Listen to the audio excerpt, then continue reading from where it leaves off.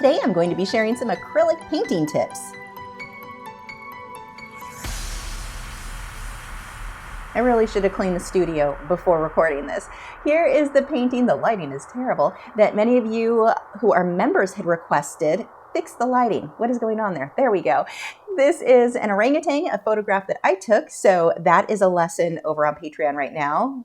Let's just go ahead and give you a tour of the disaster that is my studio. These are some of the giveaway paintings I need to get sent out.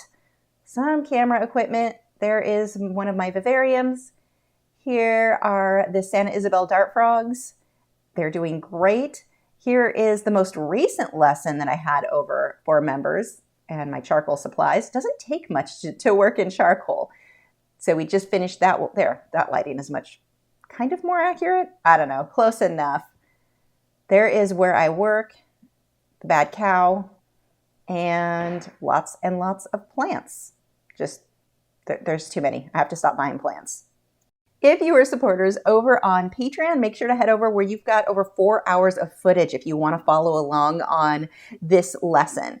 If you are unfamiliar with Patreon, for as little as $4 a month, you get access to all of my longer tutorials. There are over 300 you get access to immediately when you sign up, and a new one every single week. I work in multiple mediums, but a lot of the tips that I'm giving you will apply no matter which medium you're working in. So that is pretty helpful. If you want to check out my Patreon video library, see what's available, I have the link to that in the video description, along with the free colored pencil lesson if you want to see if my teaching style is going to be a fit for you. One of the most useful things, I think, to these videos that you can learn from is that grammar was terrible. That was not a complete sentence. Anyway, one of the most useful things is really just seeing how things are layered when I work in acrylics. So I painted the background first, and then I drew in the subject. If I would have drawn in the subject, just started sketching directly onto the white canvas and tried to paint that background around it, it would have been a mess. It would not have looked as smooth as what this finished piece is. So what I do is just paint the background like the subject's not there, ignore that, and then draw in. I've used a white charcoal pencil to draw in the subject. So what I usually will do is draw everything in either Photoshop, so I do my sketching there, or on another piece of paper if I want to freehand it, or just trace it, whichever method you want to go with, and then use a projector to project it cleanly onto the canvas. That keeps me from having a lot of eraser marks. Even though the white charcoal does erase, it can leave smudges. So I like to do any sketching, any drawing, whether freehand or tracing, again, up to you, I like to do that before I ever hit the canvas. That just keeps everything nice and clean. The next thing that I'm doing is painting everything in black and white. I'm not even going to have to worry right now about perfect details. I don't have to worry about color. I don't have to worry about anything. All I'm doing is blocking in my general lights and darks. I'm getting everything kind of loosely mapped out where it's going to go. And that's going to make things much easier for me when I do start adding color. Now with all of this little detail, I'm working on a really smooth canvas. This is a Frederick's Blue Label Ultra Smooth Canvas, so that's going to make it much easier for me to get that smooth blending, fine detail. If you're trying to work on a canvas with a lot of tooth, that's not going to give you the same results. That's going to make it a lot harder for you. And just for transparency, I am sponsored by Frederick's. They did provide me with the canvas that I'm painting here. They were already the only canvas I used because of issues I've had with other canvases in the past. So no change there for me other than I tell you that I'm sponsored. So the point though is that you want to go with something very smooth. And even within Frederick's has some really nice canvases that have a lot of texture, a lot of tooth. That wouldn't be a fit for this. I want something very smooth. So I just don't want you to think that all Frederick's canvases are smooth. They've got a huge variety depending on what you're looking for. So when looking for a smooth canvas, I go with, in this case, the Frederick's Blue Label Ultra Smooth or the Belgian Linen are my favorites. Using a rake brush here, I have a video that I will have a card pop up showing you how to use a rake brush and the ones that I use, but that makes it a lot faster for me to get in a lot of fur very quickly. Now the trick with rake brushes is don't just use them or depend on them for everything when it comes to hair or fur, because it'll start looking too uniform, too unnatural. So you'll see me come back through later with a liner brush or a round brush and define some of those clumps of fur better. And see how just one brush stroke, I've got a whole lot of little individual strands there. And one of the things that you can't really tell that I'm doing because it does move so quickly here is I'm using a fine mist sprayer. So if my paint starts to dry, but I still want that wet into wet look, or even if the paint is already completely dry, I can add paint. So I've got part that's wet and then part that's dry. I mist it with the fine mist sprayer. And then when I blend it out, whether it be a mop brush or whatever paintbrush really, I get that look of wet into wet blending. It can keep the paint wet for hours. So it gives you that nice soft look and you're not struggling with the dry time. That is a common complaint with acrylics, is that they just dry so fast. Get yourself a fine mist sprayer. They're very inexpensive. I'll put a link to in the video description, but that is going to make your life so much easier when painting in acrylics. Just a warning though, don't think a regular spray bottle is going to work the same. It won't. The droplets are too big and that just causes a whole other mess of trouble. So you want to go with either a fine mist sprayer or an airbrush to lightly mist water. So now that that is dry, I'm going to go ahead and start with my base layers of color. Now, this does not have to look perfect. I'm just starting to map out what's going to be generally green, generally brown. I don't care if it's perfect. We're going to be correcting all of this later. And what I'm doing is using very translucent paint. So I like Liquitex Basics. It's my absolute favorite acrylic paint for everything. I have the heavy body. People think that I'm just being cheap using the basics. No, I like them because I glaze and they're very translucent. They tend to be thinner and they are perfect for how I work. I still use light fast colors. They're still archival, but these ones, see how you can still see all of the detail under the layers that I just put on there? That's perfect. That's what I'm looking for. So I have the heavy body paint, I have the soft body paint, and it's not that they're bad paints, but for how I work, I absolutely love these Liquitex Basics. It's just an added bonus that they tend to be less expensive. And see how I'm essentially just tinting the color. You can still see everything that I had previously painted. You can see the lights, you can see the darks, you can see all that little detail. So I'm going to come back through here and start layering a bit more detail. Starting to pay attention to the lights and the darks in addition to color. Nothing at this point has to be perfect though, because I'm going to come back the following week. This took me 3 weeks to finish, and the last week I'm really going to focus on final tiny details and getting the glow and lighting of the mushrooms. So this is still just layering a mess. It's not really going to look good until the next week. When you're painting, you really don't hit a stage where you can't add more layers. So just layer until it looks good. You're going to have some layers that look terrible. This isn't looking good yet. That's okay. Layer until it looks good. A bad layer doesn't mean you've ruined anything or you need to start over. And I see a lot of artists just give up too soon when they hit that ugly layer. All paintings hit an ugly layer. I've been painting in acrylics for years. I know what I'm doing with them, and I still have that's normal. The ugly layers they are completely normal. Don't let them discourage you. The trick is that you keep layering until it looks good. Coming through, getting some more texture here. Now, right now, this is too rough. This is too much. That's okay, because we're going to tone that down when we layer more color on top. I need the contrast to be a little bit too much here so that it still shows up when I do tone it down with additional color. I do want to bring up, a lot of times when people will give up on the painting, the only time I would say go ahead and paint over it, gesso it or whatever, and start over, would be as if your initial line drawing, your subject was not drawn correctly. You realize the eyes are up on the forehead for some reason. Whatever it is, if it's completely drawn wrong, okay, go ahead and start that over. But if you started with a solid foundation, your drawing was accurate, just layer until it looks good. I'm using magenta in with my brown and reddish brown tones here for a lot of the deeper shadows. Coming back through, adding some more detail on the hair. See how I just keep working back and forth, keep layering. And the cool thing is, each additional layer, even if the layer itself that looked bad, as you continue to layer, some of those previous not so great layers show through. That is a good thing. You're building depth every time you add more layers, and especially if, like me, if you're working with the Liquitex Basics or a paint that's fairly translucent, those previous layers all show through a bit, and it's not something that you really see in the video or in photo, but in person, the way the light refracts through all of those layers, you get a lot more depth in the piece. Just continuing to add more and more detail and then going back and glazing over it. When we paint like this is not a paint by number where you're just putting the right color in the right place. That's not what this is at all. It's all about layering. So I'm coming through and getting some highlights, and then I'll tone that down again by glazing over it.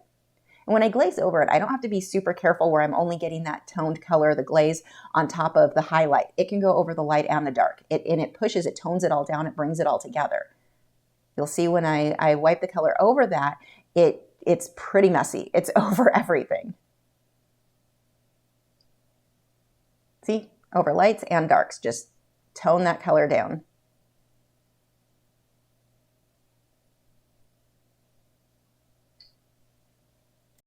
And I'm coming through and getting some more of my deep shadows. And as I add the shadows, I'm not just using straight black. I'm mixing magenta in with most of them, or I think the color I'm using is deep violet, but I'm mixing that in with everything so that my black isn't just flat black. It gives you a lot more depth in your work. So in the hands, I'm not doing a ton of detail because fur or hair, would it be called fur or hair on an orangutan? I'm not sure, but that is going to go over it. So I don't need to put a lot of detail on the skin of the hand, knowing a lot of it's going to be covered. I just have to sort of block in the general lights and darks. Let's get her foot here, and then back to the highlights on the hair, which again, I'll go back through and just glaze over. It's time consuming, but certainly worth it.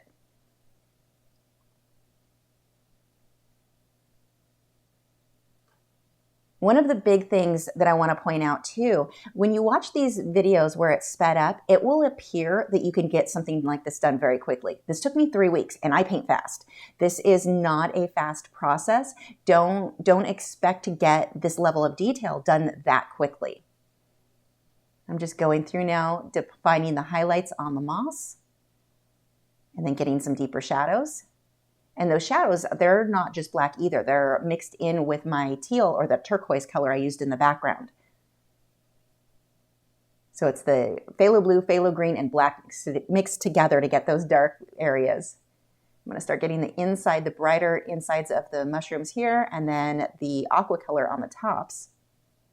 Originally, I thought I was going to go with more orange tones for the mushrooms, but realized if I did that, the inner glow didn't stand out as much. So I went with more teal colors on those.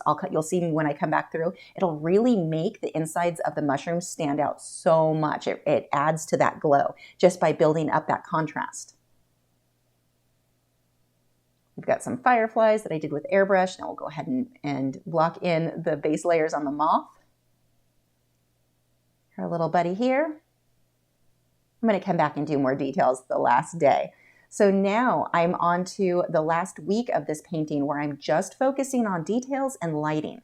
So I'm going to start with the contrast. Unfortunately, this section of the video is just really overexposed. I apologize for that.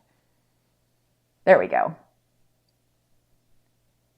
But see how now we've got that contrast with the light on the inside of the mushroom and then the dark for the outside, and that makes the inside appear lighter. So if you're painting something and your lights just don't glow enough, they don't feel light enough, make what's next to it darker. Same thing, if your darks don't feel dark enough, make what's next to it lighter. That contrast will help out a lot in those cases.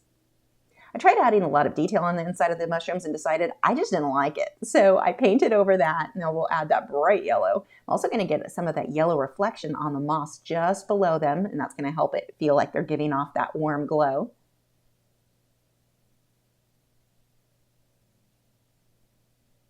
A little too much glow, we'll add green back over it. And this is the cool thing. You can just play with it. Just work back and forth until you get it to look how you want it. See, I came back through, decided to try the detail again. I still didn't like it. Just paint over it.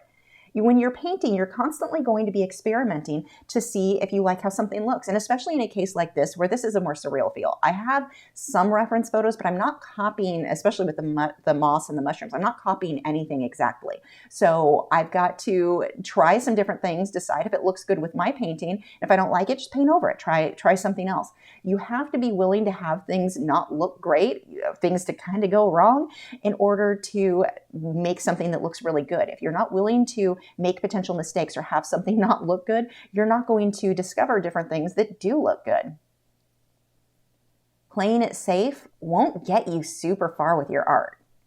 Try some different things.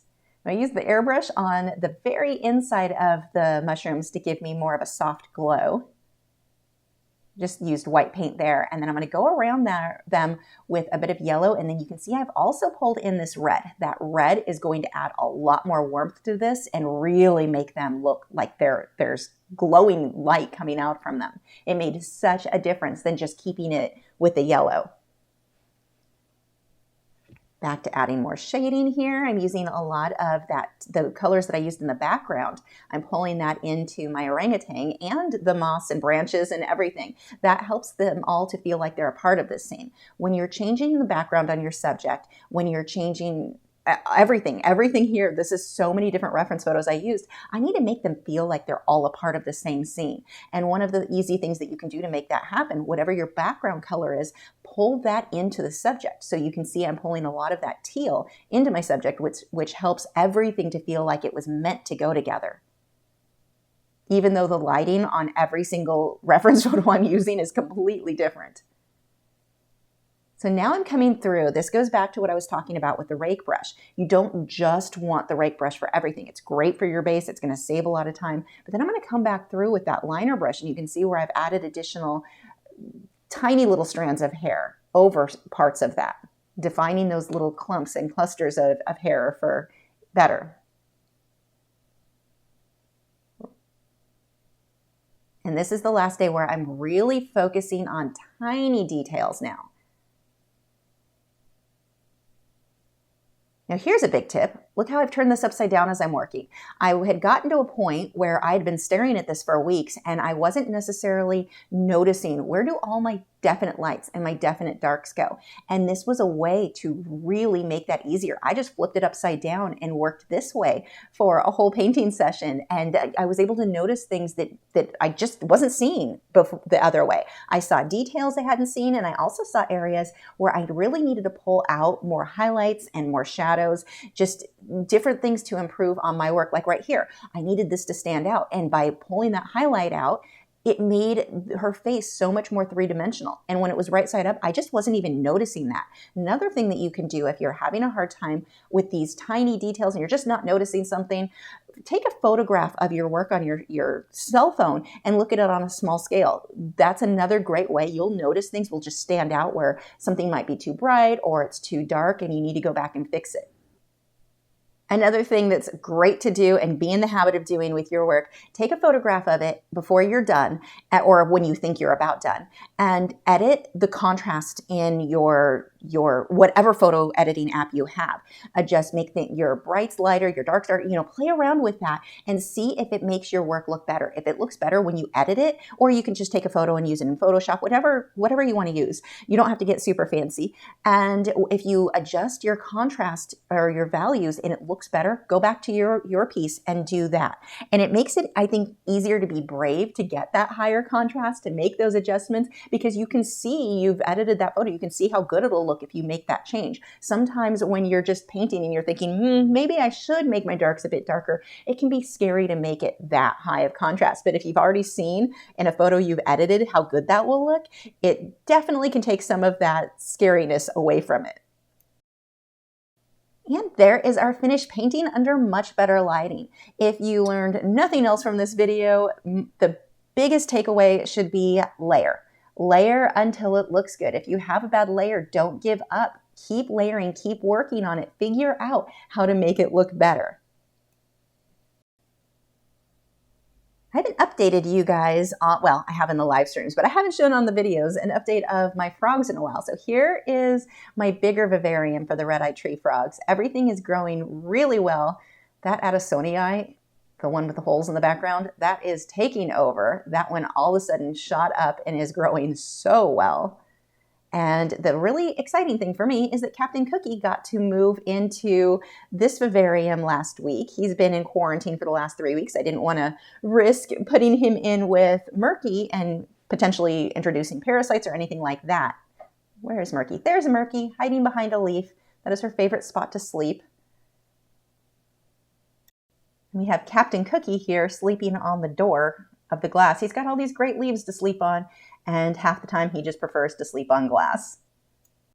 It's really hard to get video of them because they're nocturnal, and as soon as you turn the lights on, they'll usually just fold up and go back to sleep. So here is Cookie actually awake at night.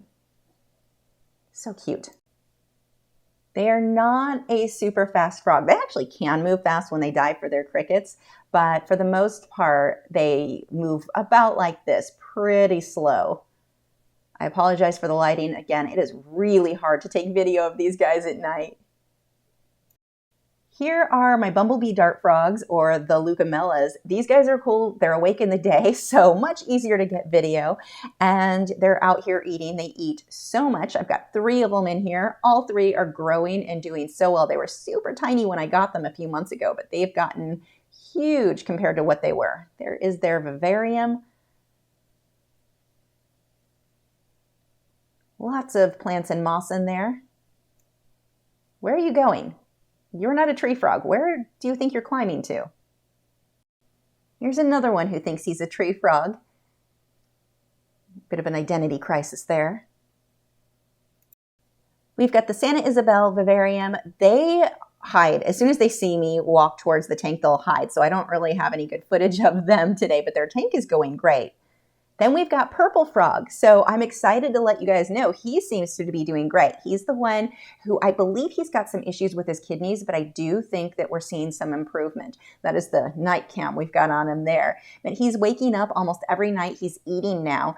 He does have some other improvements, but he also still gets a bit swollen and occasionally will still get the weird patchiness. So I still suspect that when he had parasites that it affected his kidneys, but that can heal. So I'm hoping that that continues to improve, but he's really doing surprisingly well. You missed. I don't think that's where you were trying to go. But point is, he's doing great. And then I've got the 2 little deformed frogs. You can't really see them. They're in the vivarium, or it's not a vivarium, it's in the quarantine tank behind him. But now that we've got them parasite-free, they're eating great. They're really active at night. So everybody, all of the frogs are doing great. Have you subscribed yet? If not, I've got a handy button right there. It's round, has an orange arrow going towards it. If you click on that, that will help you to keep up to date with all of my new art videos every single week. You can also sign up to my email newsletter or follow me over on MeWe to keep up to date with whatever is going on with my critters that week.